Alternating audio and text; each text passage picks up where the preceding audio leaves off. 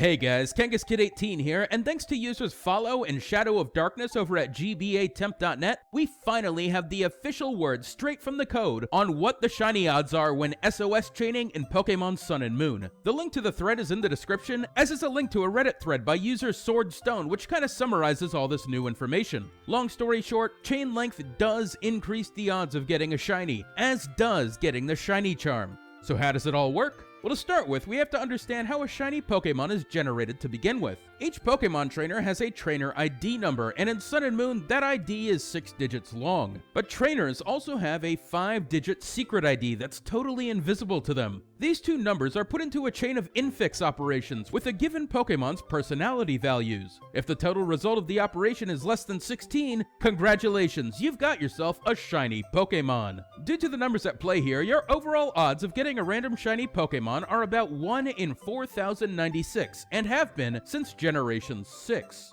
But there are ways to increase these odds. For example, getting the shiny charm gives you 2 additional chances to run the XOR, and if any of them are successful, you'll get a shiny Pokemon. In Generation 7, that means that the odds of finding a random shiny Pokemon with the charm are about 1 in 1,365. And now that we understand that, let's take a look at the mechanics behind SOS chaining. At some point in the SOS chain, you'll get an additional chance to run an XOR and see if a given Pokemon will be shiny. This chance maxes out after a chain of 70, where you'll get an additional 3 XORs, or odds of about 1 in 1,024. But this also stacks with the extra chances you get from the shiny charm, meaning that above a chain of 70, you have a total of 6 XORs every time a Pokemon is generated, or odds of about 1 in 683. But there's one last thing to watch out for. Because of the way chaining is calculated, a given chain will reset itself after 256 SOS Pokemon. That means that the 257th SOS Pokemon will have the base shiny rate of 1 in 1,365 with the charm. But not to worry, simply build up the chain to 70 again, and you'll get your max shiny rate back until the next chain reset.